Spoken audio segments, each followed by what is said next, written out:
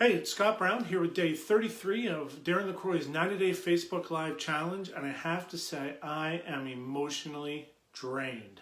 Two amazing football games today. Saints and Rams, Chiefs and Patriots. I gotta say, neither of the teams that I wanted to win won. They both lost. But I think there's a good lesson in what happened today, especially from the Saints game. It's not necessarily what happens that dictates your future success, it's how you react to what happens. I think if you're watching the game, if you're on social media at all, you know by now that the refs blew a major call with less than 2 minutes left in the game that would have sealed the game for the Saints. But what happened as soon as that happened? The Saints kind of folded, and as soon as that happened, I turned to my wife and I said, Rams are winning, Saints are folding. And that's exactly what happened. You could see the emotional energy just drain out of the Saints. Chiefs game, the same thing happened. Chiefs pick off Brady with 2 minutes left, get called for an offsides because the guy in the moment was too big for him and he lined up a yard offsides. And you could tell at that moment that the energy just drained out of the Chiefs and they couldn't stop Patriots at any point after that. So it's not what happens, it's how you react to what happens.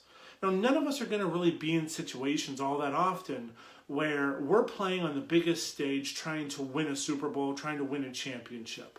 But we all have situations in our life and in our careers where something happens that knocks us down, and we have two choices. We can either stay down and let that energy just drain from us and get defeated by what happened to us, or we can find a way to overcome what happened to us and react in a way that makes us stronger and makes us better.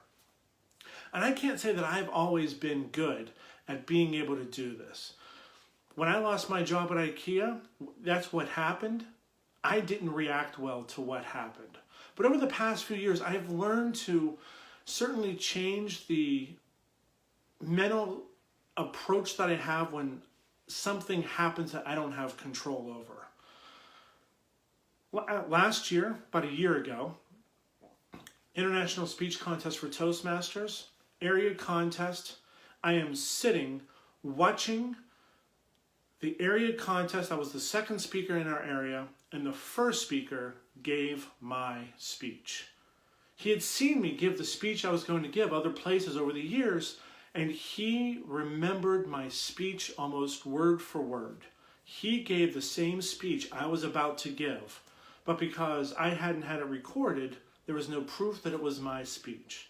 I watched someone steal my speech straight out from underneath me and give it at a contest. That's what happened. So I could have easily folded and just said, I'm done, I'm not doing this anymore. And I thought about that. But what I thought instead was, how do you react to something that you don't have control over, and what do you want to do to redefine who you're going to be? So I dedicated myself over the past year not just to becoming a better speaker, but to becoming a better partner and a better leader.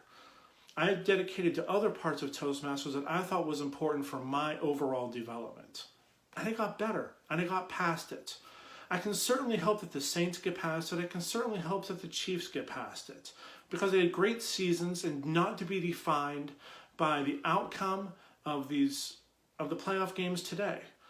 We're all going to have losses in our life. We're all going to do something that we fail, that we lose, that we don't get the result that we want. But it's not what happens, it's how you react to what happens. So the next time you lose, the next time you have something happen to you that you stand back and go, why? Why me? Why did this happen to me today? Remember, you have the chance to rephrase whatever it was that happened to you. And maybe instead of looking at that as a defeat, look at that as your stepping stone or your launching pad, that you go to do something even greater than what you did before.